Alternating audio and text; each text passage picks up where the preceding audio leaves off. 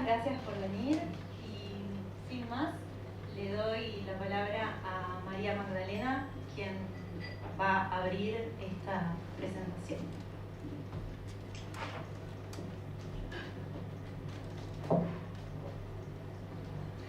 Hola, buenas tardes. Bueno, en primer lugar quiero agradecerle a Giselle por esta invitación lindísima y amorosa a presentar su libro, y es un gusto compartir también la presentación con Marcelo y con Nicolás. Les voy a compartir un texto que escribí, que se llama Elogio de una voz. Comienza con 2 epígrafes. Quien nunca cae fuera de sí no conoce el amor. Pascal Quignard. Enamorarse es caer y que parezca un vuelo. Susana Villalba. No se puede caer bien parado en el amor. Esto es lo que escucho decir a Giselle a lo largo de su libro. Uno puede mantenerse en la ilusión del vuelo del enamoramiento o caer de forma definitiva en el terreno del amor. El amor, eso que sucede o no cuando se cae fuera de sí. Y cuando el amor sucede, siempre es bajo ciertas condiciones, lejos de la idea de la incondicionalidad amorosa. Una de esas condiciones es: no se puede caer bien parado en el amor. ¿Pero por qué? Porque amar es caer fuera de sí, dice Pascal Quignard, un autor con el que Giselle dialoga en este libro. Y caer fuera de sí nos rompe un poco, nos agujerea, nos fisura, nos duele, nos afecta. Y atenta contra lo que ella denomina nuestro narcisismo de hierro capitalista. Sobre esto dice, cito: el narcisismo de la modernidad capitalista rechaza a Eros. No quiere saber nada con él, ni con su herida. Es decir, no quiere saber nada de su división subjetiva en tanto sujeto deseante, así como tampoco de su castración ni la del otro. Fin de la cita. El rechazo de Eros, entonces, es el rechazo de la caída fuera de sí, de la caída en lo otro con mayúscula del otro. El rechazo de Eros es querer que el amor parezca siempre un vuelo, el vuelo del enamoramiento, o en última instancia caer, sí, pero bien parado, sin la herida que implica todo deseo. Amar la diferencia, escribe Giselle, aquello que en el otro no nos confirma, ese amor que va más allá del enamoramiento, es herida. En este sentido, el libro de Giselle es un nuevo elogio del amor en tiempos en donde todo, o casi todo, nos empuja a lo efímero y lo fugaz del enamoramiento. Nos seduce para convertirnos no en amantes, sino en consumidores del otro. Una analogía muy pertinente, muy precisa, para retratar los modos de amar o de no amar en la época que nos atraviesa. Dice Giselle: el individualismo de hierro, como orden predominante en el discurso capitalista, es aquel que no tolera lo otro en el otro, y por lo tanto lo rechaza cada vez que se pone de relieve su emergencia, del mismo modo que el narcisismo del consumidor no consiente la pérdida.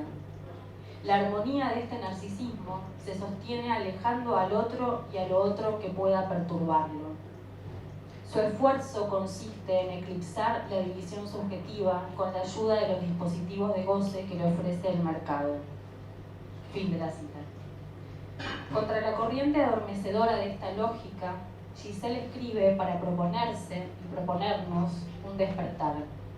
Y su nuevo elogio rescata todo aquello que en el amor no es cálculo eficiente ni eficaz, ni estrategia ni especulación, ni medidas milimétricas sobre lo que se da y se recibe. Todo aquello que en el amor no es negocio. Y no es negocio en amplios sentidos, porque el amor a veces es pura pérdida. O mejor dicho, una pérdida cuya única ganancia consiste en mantenernos como sujetos deseantes, heridos y por eso deseantes. Cito: quizás en el amor no se trate de experiencias peores o mejores, sino de diferentes maneras de fallar, de fracasar mejor. Jugar el juego de escribir algún renglón con la tinta de la herida cada vez. Decía al comienzo que en este libro Giselle dialoga con Pascal Quignard, pero también con otros autores de la literatura, como Anne Carson, Idea Vilariño, Solnit, Peirossi, Guerriero, Bloom, Wolf, Roffé, Morabito y otros. Y dialoga. Rescato ese verbo, dialogar, porque en psicoanálisis, aunque vaya en contra de lo dicho por el mismísimo Freud y el mismísimo Lacan, no se suele dialogar con los artistas, asumiendo que nos llevan la delantera. Se los utiliza más bien para hacerles decir lo que queremos que digan, o para convertirlos en casos clínicos. Y Giselle toma sus voces para sostener el diálogo, para nutrirse de ellos. Hay allí también un elogio. Cito: sucede que el consumidor no ama la alteridad, no establece un lazo erótico con otro en tanto otro. El discurso capitalista degrada a Eros, porque el amor se convierte en algo consumible, calculable y descartable. Estas maneras contemporáneas de aparecer para otros, ¿es para nuestro ego o para revitalizar el lugar del psicoanálisis en la cultura? ¿Es la única alternativa para que el dispositivo analítico no se extinga? ¿Cuál es el límite entre apropiarnos de las formas actuales de difusión para transmitir nuestro anclaje en el psicoanálisis, del uso obsceno para el regodeo del propio narcisismo traducido en número de seguidores en redes sociales? Esto escribe Giselle a propósito de los psicoanalistas influencers. Pero me atrevo a tomar sus palabras para decir que a veces los psicoanalistas somos más consumidores de literatura que lectores. Porque leer también es una forma del amor, una forma de la caída, una forma de abandonar la ambigüedad. Voy a proponer yo también un elogio de la voz de Giselle, porque hay en este libro una voz, y no siempre hay una voz en un libro. A veces hay meras repeticiones de las voces de otros, y de otros con mayúscula. La voz de la que está hecha su escritura no solo da cuenta de un modo de leer amoroso, sino también de un modo de escribir desde el amor. Es decir, una escritura cuidada, con cuidado, que suena y resuena, que tiene una melodía propia, singular. Ella dice, cito: una voz como aquella forma inconfundible de contemplar y subrayar las cosas del mundo, no puede tejerse sin asombro. O dicho de otra forma, una voz es una posición que da fe de una singular manera de asombrarse del mundo y sus cosas. Ella se articula con la tradición, pero a la vez da un paso hacia lo próximo, lo distinto. Fin de la cita. Un elogio, entonces, para esta voz que Giselle supo construir, con asombro y desde el asombro, para decir sobre las cosas del amor. Una voz suya y a la vez no sin otros. Muchas gracias.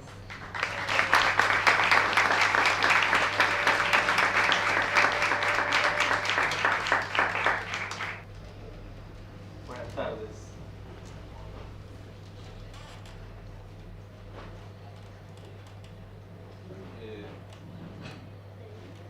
Yo tuve la oportunidad de ver la transformación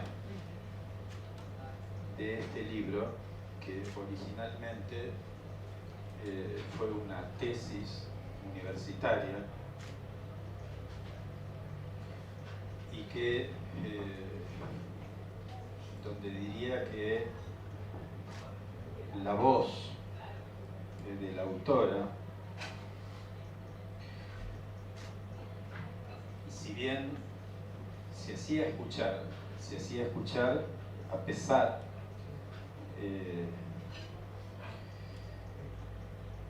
de los efectos amortiguantes que, como dice ella, el cerco académico intentaba aprisionar esa voz. la autora dice sobre el final que este libro rompió el cerco del mundo académico, si bien se sirvió de él. Y creo que una de las cuestiones destacables de este libro es que es un libro donde se dice algo, donde la autora dice algo. No es muy frecuente que haya un decir. No es muy frecuente que en el laberinto de repeticiones machacadas se escuche una enunciación, un decir, algo real.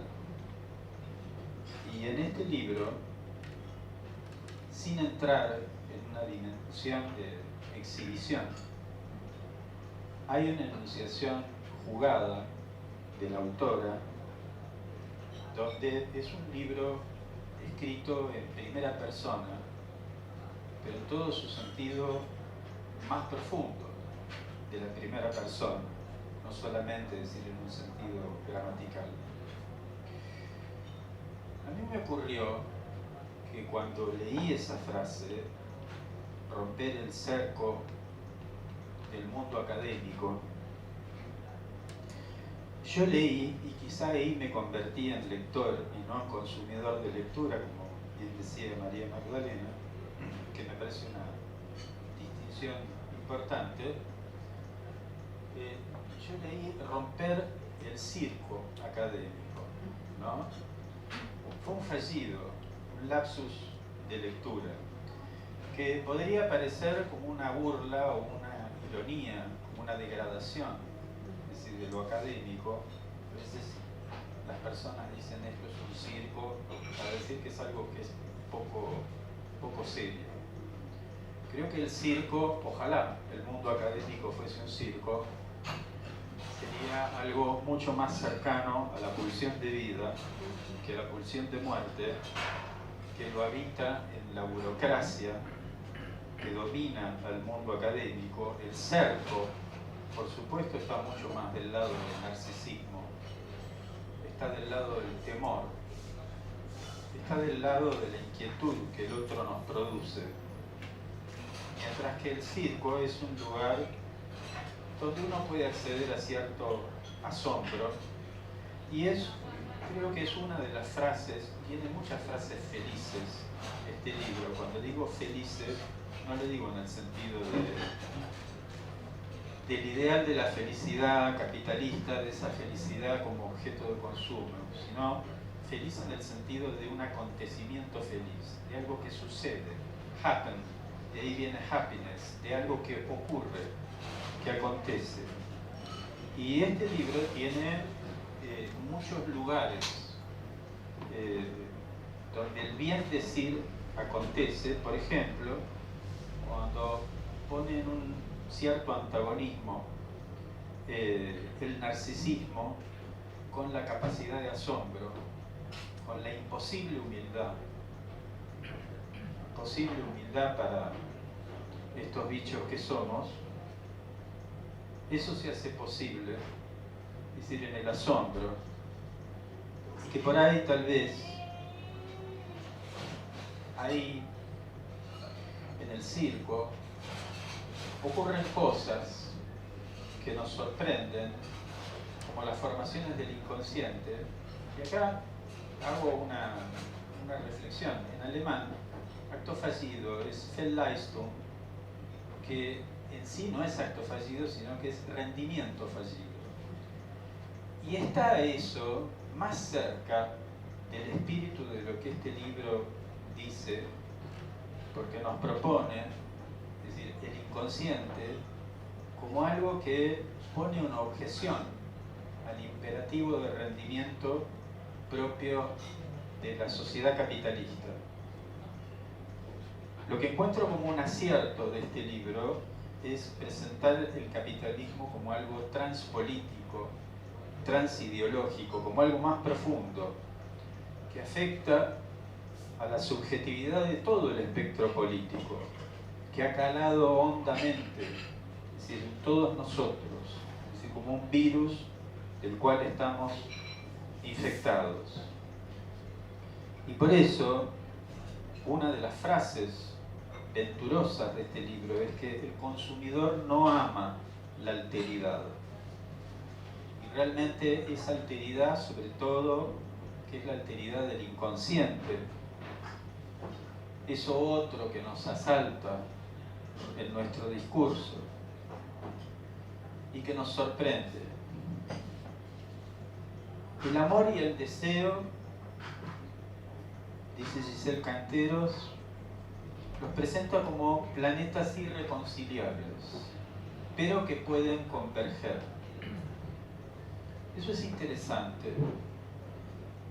Es interesante que la autora, primero quiero destacar que la autora mantiene un discurso freudiano y lacaniano, rescata a Freud, rescata, como decía María Magdalena, a muchos autores de la literatura, también a autores olvidados de la antigüedad clásica, al poeta Lucrecio, al que introdujo esta idea del amor como herida y que va en contra de este eslogan de si duele no es amor. Es al revés. Donde hay amor, es decir, hay dolor y hay contradicción. Y yo les quiero recomendar, porque me parece que es la función de una presentación, recomendar este libro en su complejidad, porque es mucho más fácil hablar de la pulsión de muerte que hablar de la pulsión de vida. Hablar de la pulsión de muerte no es difícil. Morir no es difícil. Morir es fácil. La vida es difícil. La vida es contradictoria. Y hay esa contradicción en Eros entre el amor y el deseo.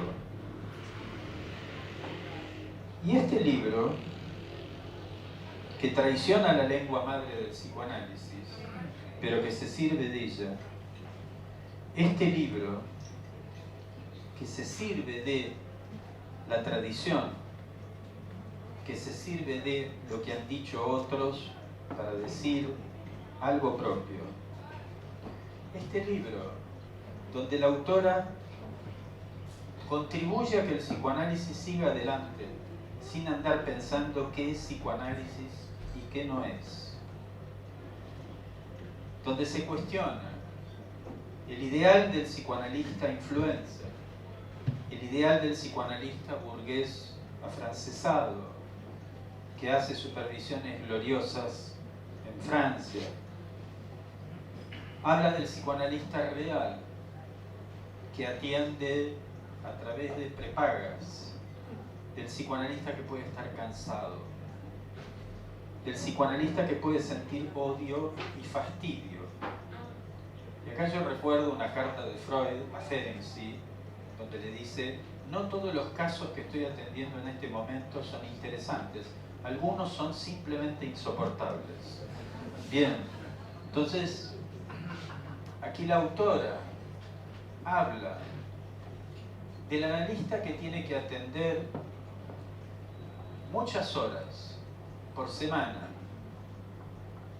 a veces mal pagado, sobre todo cuando trabaja con empresas de medicina prepaga.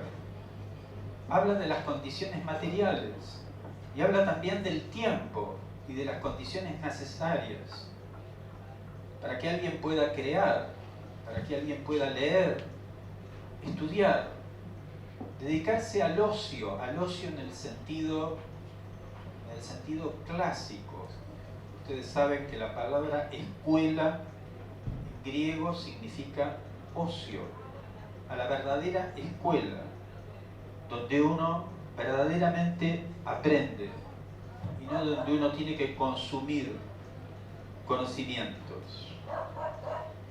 Allí ella habla del psicoanalista real, habla en primera persona, habla a veces de relaciones complicadas, tóxicas, y dice, quienes hemos estado en una relación así, se incluye como alguien a quien le suceden los avatares del amor, los avatares del eros, las traiciones del eros. Bien, habría muchas cosas para decir, pero quiero señalar y les quiero recomendar este texto porque se mete con un tema muy difícil.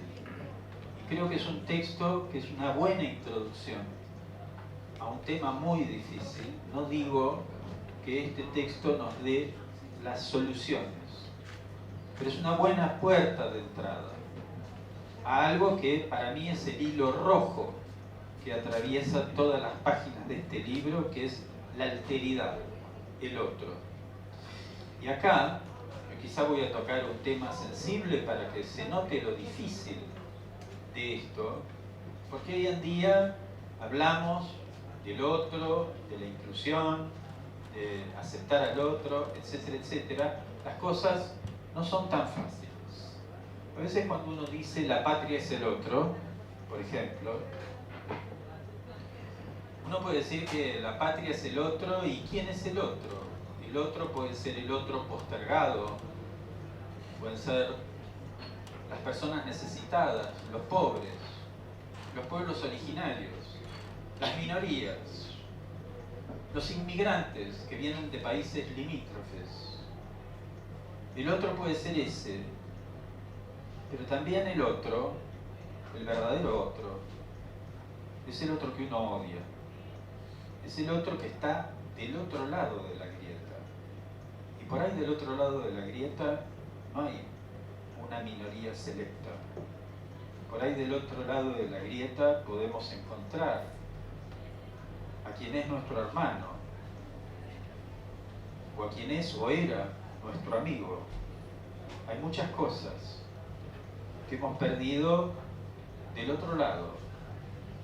El diablo se llevó muchas cosas hermosas cuando se fue al infierno, y podemos discutir qué lado de la grieta es el infierno o qué lado de la grieta es el cielo. Yo diría que el infierno y el cielo tal vez están en los dos lados, y esa es la contradicción. La experiencia amorosa no es sin herida. La experiencia amorosa puede ser una experiencia del amor al enemigo. Romeo y Julieta son eso, un Montesco que se enamora de una Capuleto. Eso es como decir un nazi que se enamora de una judía, una turca que se enamora de un armenio.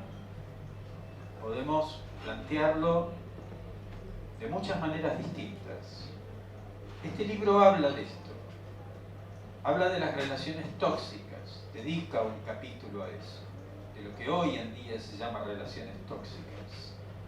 Habla de lo que es entrar en una relación amorosa con el superyo.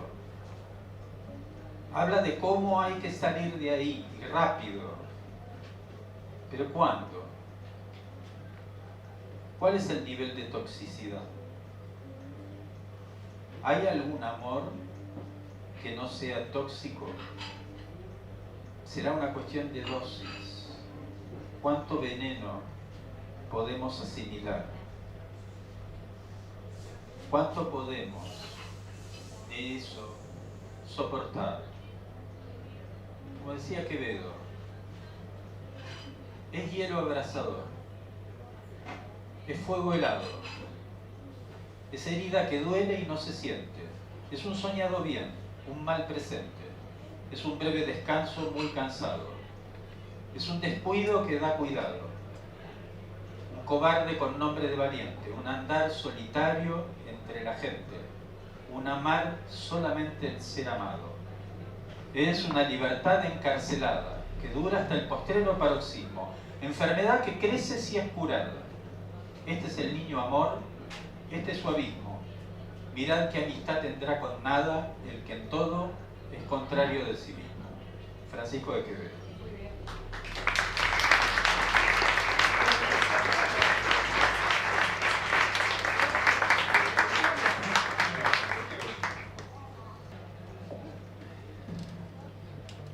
Antes que nada, gracias Giselle por la invitación, también gracias a todos ustedes por acompañarla. Me parece una concurrencia muy significativa, muy linda. Es lindo acompañar el nacimiento de un libro, un buen libro, un excelente libro. Yo lo acompañé como editor, así como Giselle me acompañó también como editor. En ese sentido hemos aprendido los dos a trabajar con la escritura, y me dio también el honor de poder escribir el prólogo, que podría haberlo leído, se lo recomiendo, más allá de que lean el prólogo también el libro está a la venta aquí, así que todo esto, por favor, si después pueden contribuir con eso, se los agradecería.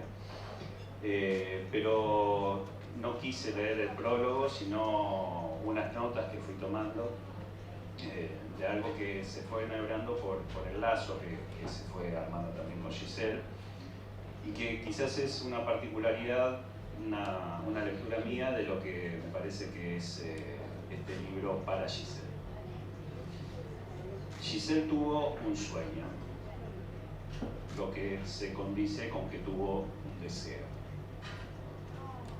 Los sueños, como los deseos, no mueren en su realización, comienzan más bien. Entonces la dificultad no es tanto tener sueños o deseos, sino las vicisitudes, los obstáculos, lo que va aconteciendo, lo que va pasando cuando el deseo o el sueño avanza, con lo que se topan.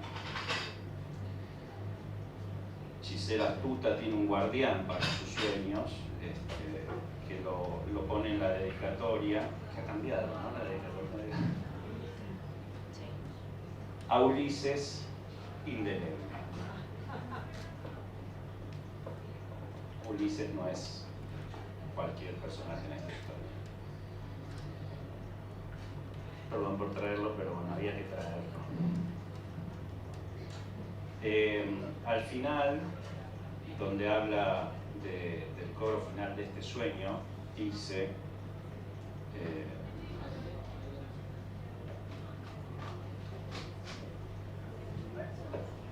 me propuse hacer un libro que rompa el cerco del mundo académico, pero que se sirva de él. Y tuve que soñarlo muchas veces. Muchas veces. O sea, no es un sueño que... Gracias por el pañuelo.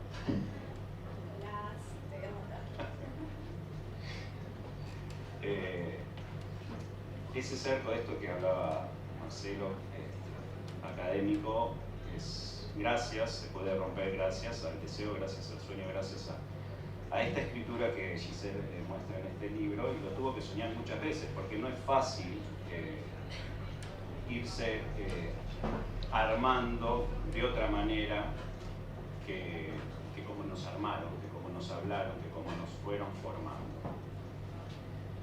Este libro no fue antes una tesis. Este libro es este libro. Este libro es tal vez un libro que tuvo a la tesis como otro texto de consulta, pero este es otra cosa. Y el pasaje de lo que es la tesis no es pasaje. El armado de este libro, teniendo como referencia esa tesis, también es algo que yo voy a atesorar mucho por todo lo que Giselle tuvo que luchar, no para formarse por fuera de lo académico, sino para encontrar, como se venía diciendo, la propia voz en esto que se puede pronunciar académicamente y nos entendemos todos y tiene su carril, o hay una apuesta subjetiva fuerte, como lo puede ser un sueño, como lo puede ser un deseo, y en eso construir una voz. Me parece que esa idea de armar un libro donde podría haber sido una tesis o un libro es una propuesta muy valiente de Giselle, y este libro lo muestra así por los temas que toma, cómo los toma y cómo los explica. Como ella dice, este es un libro que es un sueño en voz alta, y en ese sentido es una forma de despertar. Ya lo soñó para poder despertar. Lo dice,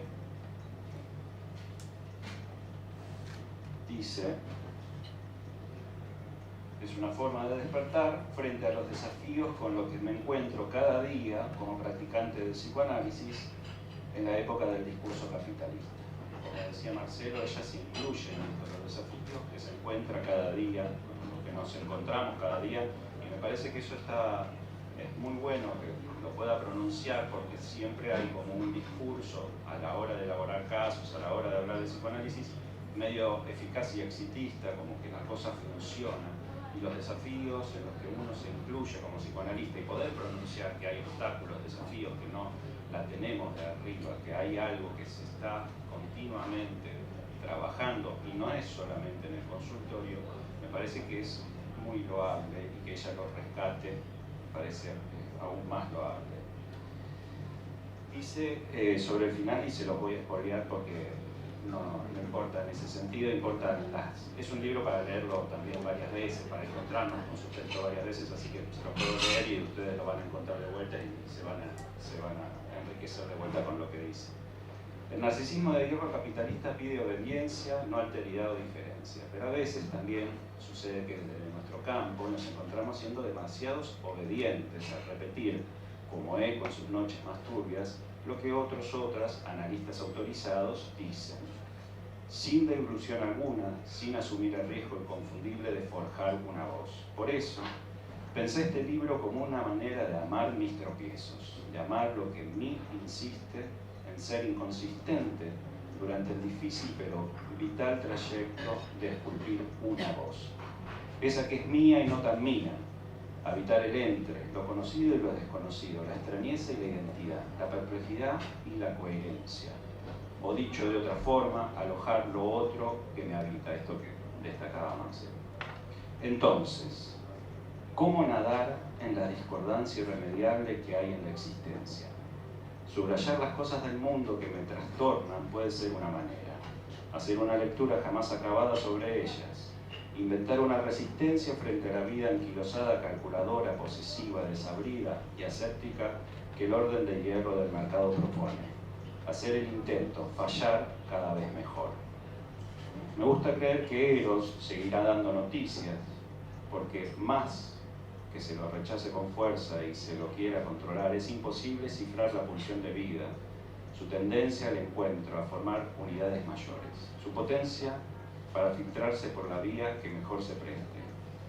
Soy lo que me dieron, soy el resto vivo de distintos amores, que desde el amanecer de mi existencia hasta el día de hoy me acompañan con sus marcas indelebles. A ellos, ellas, mi gratitud y abrazo eterno, a ustedes, los restos del amor de este libro. Así termina, o sea, es hermoso. O sea, así termina, va a decir, lo vuelvo a empezar por otro lado. Bueno, me detengo en dos cosas que me pasaron, porque es esto, la cuestión de la edición, algunas veces pasa esto. Ella cuando me pidió el prólogo, yo estaba leyéndolo, esta parte no sé si estábamos trabajando en eso, y me vuelvo a encontrar con la cuestión de lo indeleble, ¿no? Las marcas indelebles, Ulises, el indeleble. Y me hizo pensar de otra manera lo indeleble. Decía, lo indeleble es lo que no puede ser borrado. Para que algo sea indeleble, primero se debe escribir, debe inscribirse. Y eso a mí me cuestionó lo que tiene que ver con la escritura.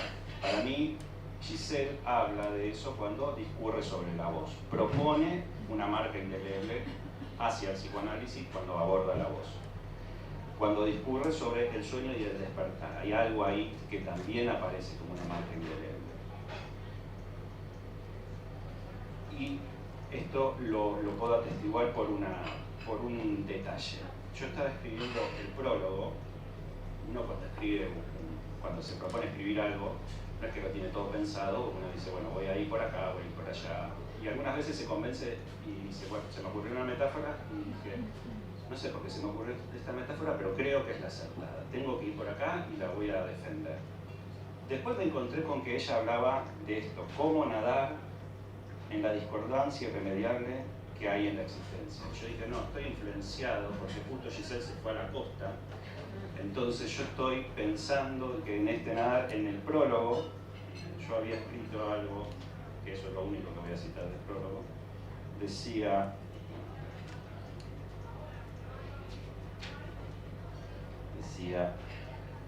no es un libro que espera que se sostenga la ilusión de que hablamos de lo mismo, el mismo psicoanálisis, los mismos planteos, las mismas lecturas, una y otra vez de Lacan, de Freud, de la mar y del coche.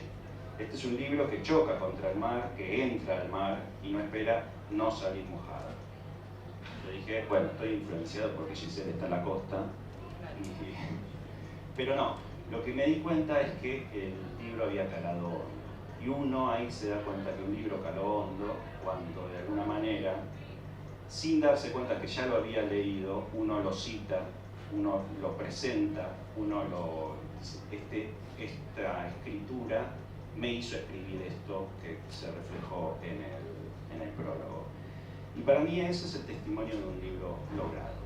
El hecho de que uno no recuerde haber leído ciertas ideas, haber leído ciertas propuestas, haber leído, como dice Marcelo, ciertas oraciones que son felices hasta poéticamente felices, que son hallazgos, acontecimientos.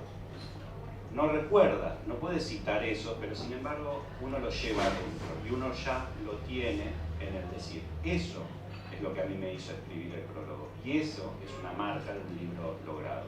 Este libro logrado me parece que habla, entonces tiene la potencia del sueño, tiene la potencia de un deseo, tiene la potencia de la escritura y tiene la potencia del despertar. Por eso lo festejo. Gracias.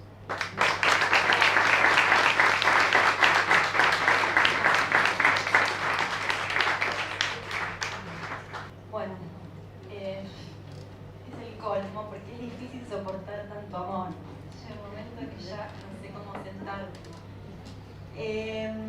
Del libro no voy a hablar porque ya dije lo que tenía que decir en él y aparte me gustaría que vayan al libro a leer lo que dije ahí.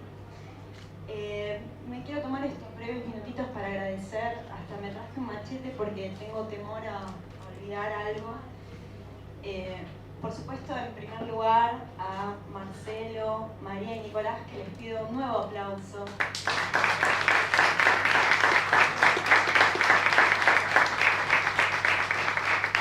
La verdad es que primero, bueno, agradecerles que hayan aceptado la invitación. Los tres están a mil, tienen un montón de cosas que hacen súper interesantes. Entonces, la verdad es que yo valoro mucho el tiempo y bueno, en principio que hayan destinado este tiempo para estar acá, el tiempo de haber leído el libro de esta manera, con tanta atención y detalle.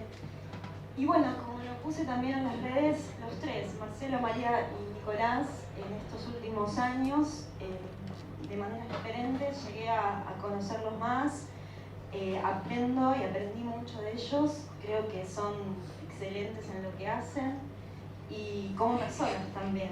A mí me interesan esas dos paralelas, ¿no? El saber, pero también que haya buena madera.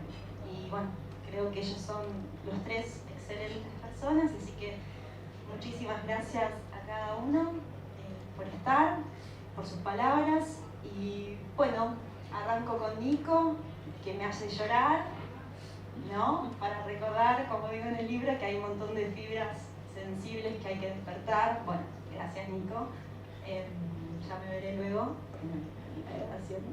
Pero agradecerle a Nicolás muchas cosas, es difícil ser breve, pero bueno, básicamente contarles que yo tenía la decisión tomada de que quería escribir un libro posterior a la tesis, Lo que no estaba tan claro en ese momento era el cómo. Entonces me parecía que está bueno acompañarse en ese trabajo de escritura, y lo cierto es que me llevé la sorpresa. Ya me habían hablado bien de él y yo había leído alguna cosita, pero luego cuando comenzamos a trabajar con el entusiasmo que tiene Nicolás en cada proyecto que toma, me sentí completamente acompañada, con muchos recursos y con algo que para mí es muy importante en cualquier ámbito, ¿no? La no bajada de línea, el dar condiciones, pero para que la persona pueda usarla y hacer con eso lo que quiera. Entonces, en ese sentido, debo decir que no tuve en ningún momento ninguna bajada de línea para ir por acá o por allá.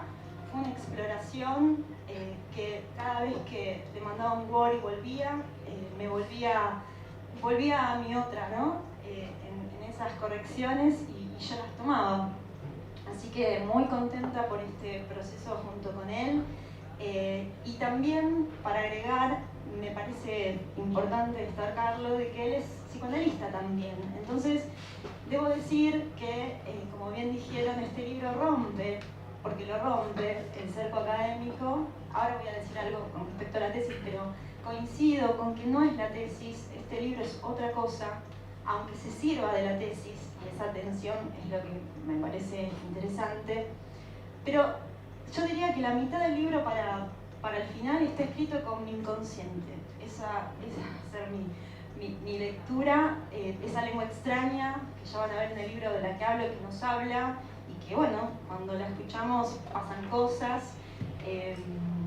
El viraje que tiene el libro en relación a la voz y al cuerpo fue a partir de un fallido, en psicoanálisis decimos, ¿no? Fallido, lapsus, algo que yo no quise decir y dije, y a partir de ahí, con el señalamiento de Nicolás, que fue sencillo, mirá que mandaste este fallido, no sé, fíjate, quizás te interese meterte con el tema del cuerpo, porque yo tomo a Virginia Woolf en un libro que se llama Un cuarto propio, y cuando le mando el Word a Nicolás le digo, che Nico, fíjate, quiero hablar de las obras sociales y de Virginia Woolf ahí juntos. Y esto lo leí en Un cuerpo propio. Y Nicolás me dice, sí, me parece genial, pero fíjate que en vez de cuarto pusiste cuerpo. Bueno, y a partir de ahí el libro tomó para mí una dirección insospechada y que me sorprendió hasta a mí misma, así que gracias Nico por todo este trayecto que hicimos juntos. Y bueno, como les decía, la tesis, el tema del libro parte de la tesis netamente, y en ese sentido creo que está bueno señalar que tampoco la tesis fue algo que yo hice sola, estuve muy acompañada por suerte. Agradecerle a Nieves Soria, que está acá presente también, que fue la directora. Yo diría de ese trayecto, de esa plataforma, que está muy bien escrita por haber sido, ¿no? Hecha dentro del marco académico. Hay una transmisión ahí, yo creo que hay transmisión en el discurso universitario, simplemente que en este momento de mi vida quiero pasar a otra cosa y transmitirlo de otra manera, pero no fue este libro sin la tesis. Es otra cosa, pero yo necesité esa plataforma. Así que gracias Nieves. ¿Quién más? Bueno, obvio, la editorial Cascada de Letras, Quique es el responsable, hoy no pudo estar presente, pero quiero que escuche este mensaje cuando vea este video. Porque ustedes saben que no es fácil, y si no les cuento, no es fácil hoy por hoy que reciban un libro que cumplan con la palabra de las condiciones para editar ese libro y luego difundirlo, y además que no objeten nada. Y la verdad que mi agradecimiento a Cascada de Letras es haber recibido con mucho amor mi libro sin ponerle peros, siendo una autora nueva y bueno, la editorial tiene sus bestsellers, pero agradezco mucho eso, y también que el libro está rondando por muchas librerías, muchas más las que yo hubiese soñado estar, así que gracias Quique y gracias a la editorial. También agradecer aquí presente, por suerte, a mi amigo Víctor Matos. Él es psicoanalista, ilustrador, hizo una tapa hermosa y una contratapa genial. Yo creo que merece un aplauso también.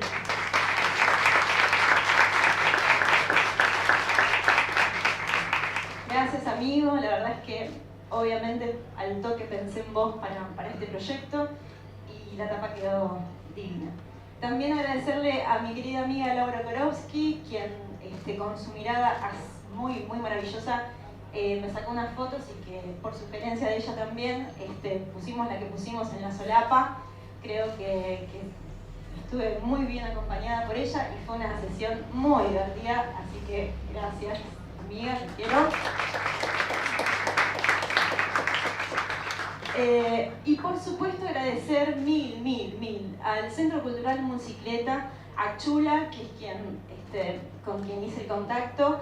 Para mí era políticamente importante presentar este libro en un centro cultural porque creo que hay que salir afuera, hay que ir y llevar el psicoanálisis a los centros culturales de la ciudad, y no había tenido mucha suerte en distintos lugares en los que había consultado. Ahí te veo, Chula, y fue mi última opción Musicleta, pero no porque no estuvieran en mi corazón todo el tiempo. Yo vengo acá hace muchos años, pero pensé que solamente había música.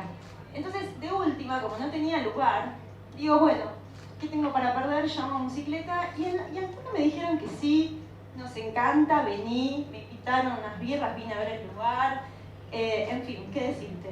Mil gracias por recibir con tanto entusiasmo la propuesta, y ya les adelanto, ¿no? Sí, ya digo. Ya les adelanto que estamos pensando algunas actividades acá, no sé, tengo que ver, pero algunos tallercitos, alguna cosa linda para seguir con esta apuesta de traer el psicoanálisis a los centros culturales. Así que a los chicos de Musicleta y a las chicas, muchas gracias. Por supuesto a mi familia acá presente para acompañar, amigos, amigas, ustedes saben muy bien quiénes son. Y bueno, ahora es el momento de darnos un beso, ir a buscar el libro, leerlo y dejar, como también lo digo en el libro, su marca en escrito. Mil gracias a ustedes, los que están hoy, por venir. Somos los que somos, estamos los que tenemos que estar, como diría mi colega Valentina Gamarra, y yo estoy muy feliz que hoy ustedes estén acá conmigo. Muchas gracias.